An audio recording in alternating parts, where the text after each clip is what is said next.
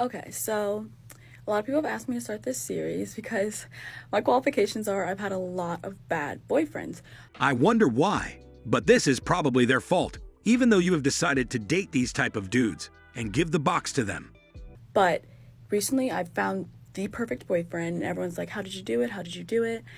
Me and my friends compiled a list, and these are just the first 8. It's a whole document, but let me share with you what I started to notice. Your friends? You mean your female friends? Am I right here?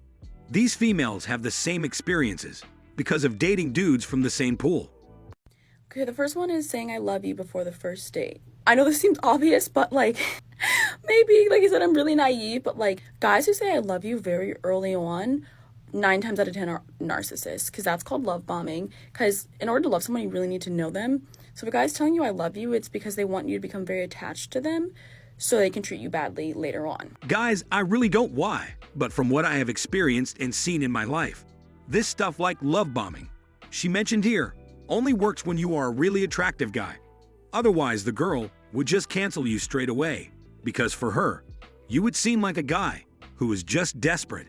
Number 2, none of their exes like them. I had to learn this the hard way because I had this one ex who was like, oh, all my girlfriends are so crazy, like they treated me so badly, and I was like, oh my god, I'm so sorry. You didn't care about that. You don't need to act like kind soul here. No, there's a reason why nobody likes them. It's because they treated them terribly, not the other way around. Any guy who goes around talking crazy as hell about his exes, he's the problem. You see guys, now even when you had a horrible experience with your ex-girlfriend, you can't tell it because it is a red flag for them. In today's world, most chicks just don't respect their partners, so it is not that hard to have this type of experience. But I guess she doesn't care about that. Number 3, does not have a friend group of their own. Kind of similar to number 2, if no one likes them or like they don't have long-term friendships, like they only are able to keep a friend for about like a few months or like a year. I would agree with this one, but at the same time, she needs to realize what adult life looks like.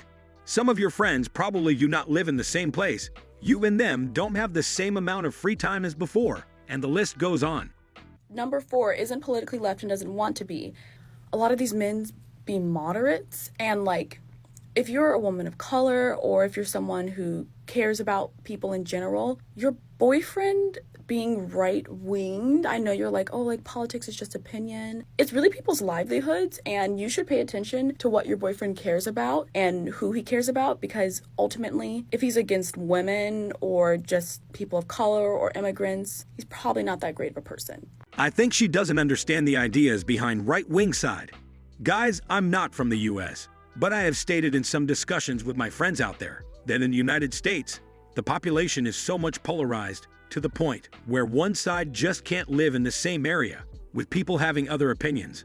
I would go on there and make a standard rant about some political stuff, but I want to just say that if you want to have a woman from the left side extreme, it will be impossible to make a healthy relationship. Maybe in future videos, I will expand on this topic.